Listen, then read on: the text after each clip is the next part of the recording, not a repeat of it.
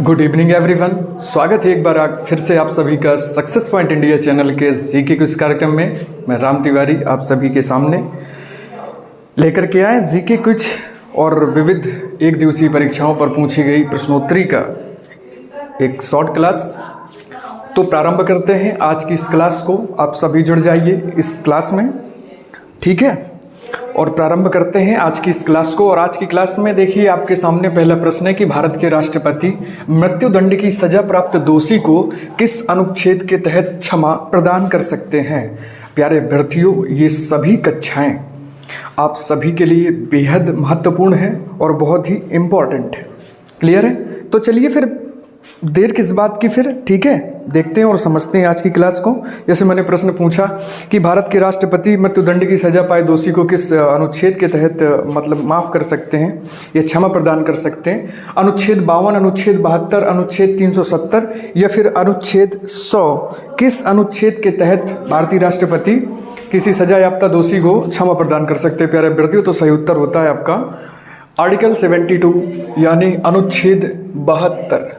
अनुच्छेद 72 के अंतर्गत प्यारे अभ्यर्थियों, भारतीय संविधान का जो अनुच्छेद 72 है, ये भारत के राष्ट्रपति को किसी भी अपराध के लिए दोषी ठहराए गए किसी भी व्यक्ति को या किसी भी व्यक्ति की सजा कम करने, उसे माफ़ करने की शक्ति प्रदान करता है। प्यारे अभ्यर्थियों, बात करें तो ये जो मैंने भी बताया, ये आपके भारतीय संविधान के अनुच्छेद 72 के अंतर्गत देखा गया है। क्लियर है?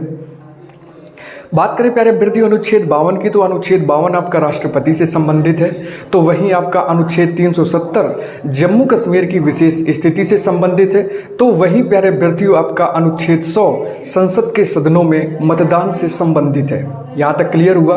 अगले प्रश्न पर आ जाए तो अगला प्रश्न है आपके सामने कि स्वतंत्र भारत में प्रथम बार मुद्रा विमुद्रीकरण का प्रयास कब हुआ। देखिए, स्वतंत्र भारत में मुद्रा विमुद्रीकरण का प्रथम प्रयास कब हुआ। देखिए 1956, 16, 1978 या फिर 1963। प्यारे अभ्यर्थियों, बीच में 2016 भी है। और सही आंसर की बात करेंगे, देखिए स्वतंत्र भारत के बाद विमुद्रीकरण, मुद्रा का विमुद्रीकरण कब हुआ, तो देखिए सही उत्तर होता है आपका 1978। प्यारे अभ्यर्थियों, देखिए भारत सरकार ने 1946 में और 1978 में बैंक के नोटों का विमुद्रीकरण किया था। प्यारे अभ्यर्थियों, अब देखिए इसमें अगर हम बात करें 1946, तो 1946 तो स्वतंत्र भारत से पहले की बात होगी। 1946 ही अगर समझे तो देखिए 1946 में क्या था कि भारत सरकार ने उस समय सरकार ने क्या किया था कि 1000 रुपये और 10,000 रुपये के करेंसी नोटों का जो सर्कुलेशन था, इन नोटों को सर्कुलेशन से हटा दिया था।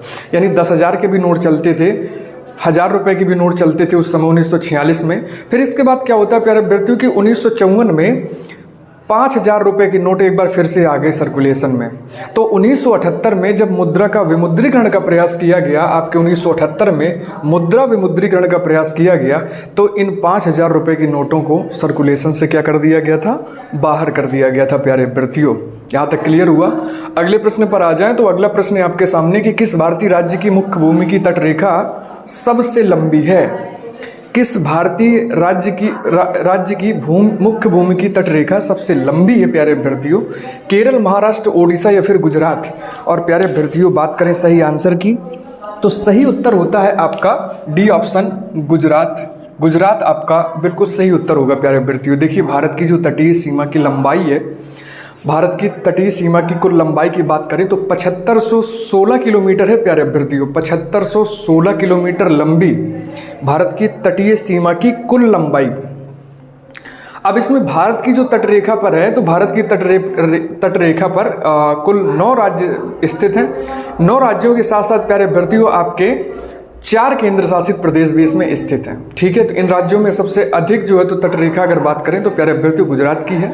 गुजरात की तटरेखा की बात करें, मुख्य भूमि की तटरेखा की बात करें प्यारे अभ्यर्थियों, तो 1214 किलोमीटर, 1214.7 किलोमीटर इसकी कुल लंबाई है गुजरात की तटरेखा की।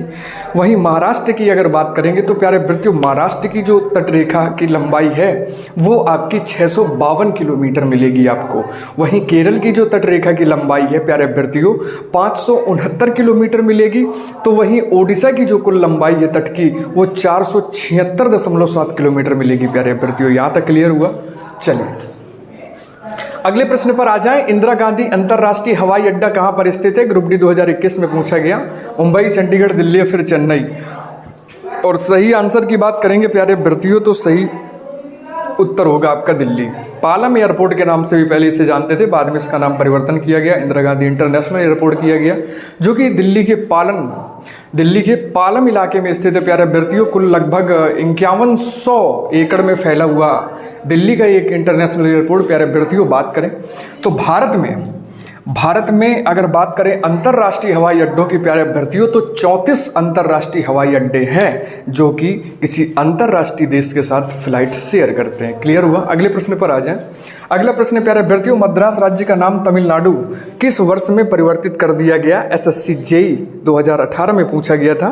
1956, 1968, 1969, 1967 कब मद्रास का नाम बदल करके तमिलनाडु किया गया प्यारे अभ्यर्थियों? और सही आंसर होगा आपका 1969 यानी कि 1969। सी ऑप्शन आपका प्यारे अभ्यर्थियों बिल्कुल सही होगा। आज़ादी के बाद प्यारे अभ्यर्थियों कुछ राज्यों के और संघ शासित जो क्षेत्र हैं इनके नामों में परिवर्तन कर दिया गया प्यारे अभ्यर्थियों।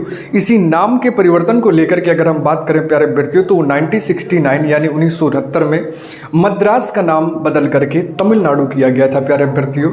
1950 में प्यारे अभ्यर्थियों आपके संयुक्त प्रांत का नाम बदल करके उत्तर प्रदेश कर दिया गया था। वहीं प्यारे अभ्यर्थियों 1973 में मैसूर का नाम बदल करके कर्नाटक किया गया प्यारे अभ्यर्थियों। और 2006 में आपके उत्तरांचल का नाम परिवर्तन करके उत्तराखंड कर दिया गया।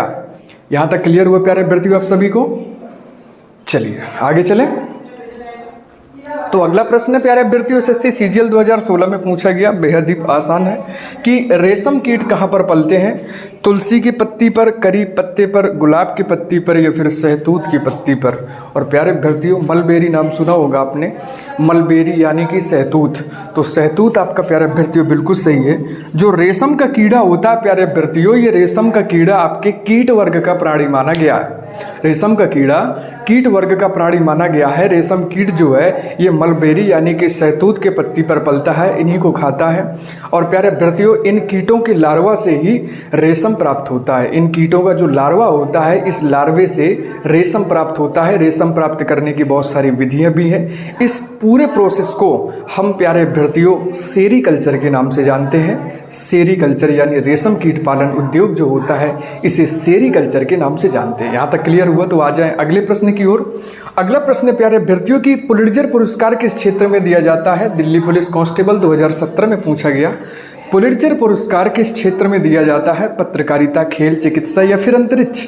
और प्यारे अभ्यर्थियों पुलिट्जर पुरस्कार की बात करें जैसा कि हम पहले भी पूर्व में भी इसको पढ़ चुके हैं, पत्रकारिता के क्षेत्र में दिया जाने वाला जो पुरस्कार है वो आपका पुलिट्जर पुरस्कार है प्यारे अभ्यर्थियों। बात करें इसकी शुरुआत की तो देखिए 1917 में इसको शुरू किया गया।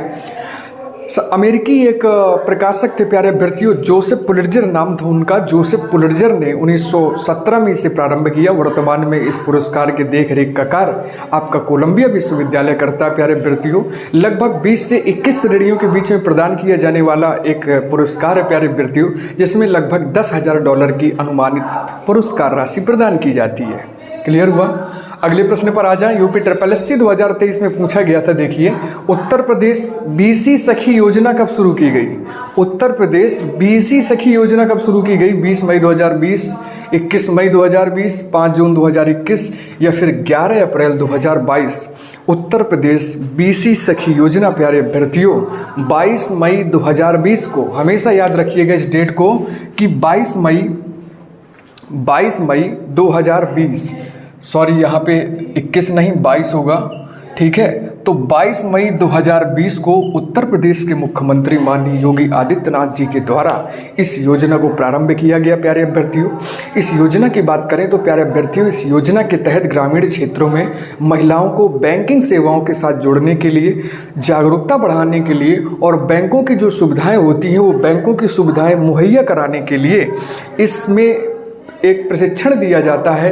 उत्तर प्रदेश बीसी सखी योजना के अंतर्गत प्यारे अभ्यर्थियों 22 मई 2020 को माननीय मुख्यमंत्री योगी आदित्यनाथ जी द्वारा इसको प्रारंभ किया गया प्यारे अभ्यर्थियों। बात करें तो देखिए हर घर तक बैंकों की एक सहज सुविधा पहुंचाने के लिए ग्रामीण क्षेत्र में भी बैंकों के प्रति जागरूकता बढ़ाने के लिए उत्तर प्रदेश बीसी सखी योजना का शुभारंभ किया गया 22 मई 2020 को। क्लियर हुआ। अगले प्रश्न पर आ जाए प्यारे अभ्यर्थियों। तो अगला प्रश्न है आपके सामने कि हस्तलिखित कागज का निर्माण कहाँ पर होता है। यूपीपीसीएस 2008 में पूछा गया, हस्तनिर्मित कागज का निर्माण कहाँ पर होता है। तो प्यारे अभ्यर्थियों बात करें बांदा, हमीरपुर, झांसी या फिर जालौन। और सही उत्तर है प्यारे अभ्यर्थियों आपका डी ऑप्शन, जालौन में। प्यारे अभ्यर्थियों बात करें तो उत्तर प्रदेश में हाथ से निर्मित कागज का जो उद्योग है वो आपके मथुरा में भी स्थित है। वो आपके जालौन, और जालौन के पास एक क्षेत्र है छोटा सा, कालपी नाम सुना होगा आप सभी ने। कालपी में स्थित है आपका हस्त निर्मित कागज का उद्योग। प्यारे अभ्यर्थियों चूंकि प्रश्न के अनुसार यहाँ पे मथुरा ऑप्शन नहीं है, इसलिए यहाँ पे जालौन भी सही माना जाएगा। प्यारे अभ्यर्थियों अगर आपके दिमाग में अगर ये ऐसा कुछ हो कि जालौन और मथुरा एक साथ आ सकते हैं तो ऐसे बिल्कुल नहीं आ सकते। बात करें अगर हस्त निर्मित कागज की तो जालौन और मथुरा दोनों में हस्त निर्मित कागज का निर्माण होता है। प्यारे अभ्यर्थियों अगर ऐसा प्रश्न पूछा जाता है तो ऑप्शन को ध्यान में रख करके आपसे प्रश्न पूछा जाता है। प्यारे अभ्यर्थियों क्लियर हुआ।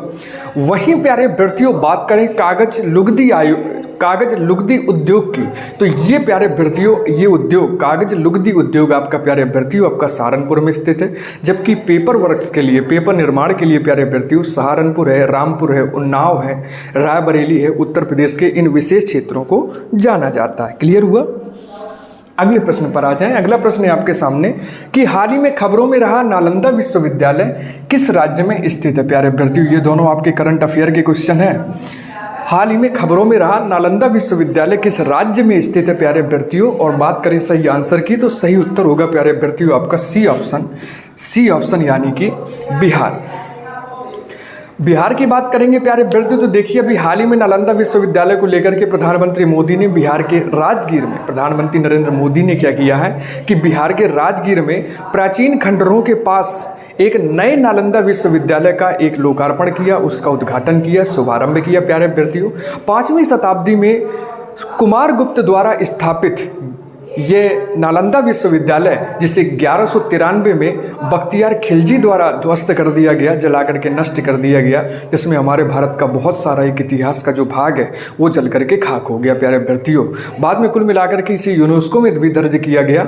और अभी हाल ही में यानी कल प्रधानमंत्री नरेंद्र मोदी ने नालंदा विश्वविद्यालय का बिहार के राजगीर में एक सफल लोकार्पण किया है। क्लियर हुआ। अगले प्रश्न पर आ जाएं। और अगला और अंतिम प्रश्न है कि हाल ही में जारी पर्यावरण प्रदर्शन सूचकांक 2024 में भारत की क्या रैंक है। 156, 166, 176 या फिर 186। और प्यारे अभ्यर्थियों इसका स्क्रीनशॉट लीजिएगा। बात करें प्यारे अभ्यर्थियों हाल ही में जारी पर्यावरण प्रदर्शन सूचकांक 2024 में भारत की क्या रैंक है। तो भारत की प्यारे अभ्यर्थियों इसमें रैंक है आपकी 176। हाल ही में बात करें प्यारे अभ्यर्थियों तो वर्ष 2024 का जो पर्यावरण प्रदर्शन सूचकांक जो जारी किया गया जिसे ईपीआई के नाम से भी जानते हैं, इसमें भारत की जो नवीनतम रैंकिंग है वो 180 देशों में 176वीं है। ठीक है 176वीं रैंक आई है प्यारे अभ्यर्थियों 180 देशों में। बात करें प्यारे अभ्यर्थियों तो कोलंबिया विश्वविद्यालय द्वारा तैयार इसे किया जाता है इस रैंकिंग को, जो वायु गुणवत्ता, जैव विविधता और ग्रीन हाउस गैस के प्रदर्शन पर आधारित होती है, जिसे हम ईपीआई के नाम से जानते हैं। 180 देशों में भारत की जो रैंक है वो 176 है। क्लियर हुआ। बात करते हैं प्यारे अभ्यर्थियों आज के सवाल कार्यक्रम की। तो आज के सवाल में इससे पहले कि कल के सवाल में जो मैंने पूछा था आपसे कि बहुसैन्य अभ्यास तरंग शक्ति की मेजबानी कौन सा देश करेगा, और इसका सही उत्तर माना जाएगा भारत। और आप में से किसी ने भी इसका सही उत्तर नहीं दिया है, केवल आरती सिवर है जिन्होंने भारत सही उत्तर दिया है इसका। प्यारे अभ्यर्थियों बात करें आज के प्रश्न कार्यक्रम की तो आज के सवाल में आज का प्रश्न है कि भारत ने पहली बार ओलंपिक खेलों में कब भाग लिया था। भारत ने पहली बार ओलंपिक खेलों में कब भाग लिया था। 1974, 1972, 1920 या फिर 1928। सही आंसर करेंगे प्यारे अभ्यर्थियों इसका, और इसका सही आंसर पहुंचाएंगे हमें कमेंट के माध्यम से। तब तक के लिए ख्याल रखिएगा अपना। धन्यवाद, नमस्कार। मिलते हैं आपसे कल इसी क्लास में। जय हिंद, शुभ रात्रि।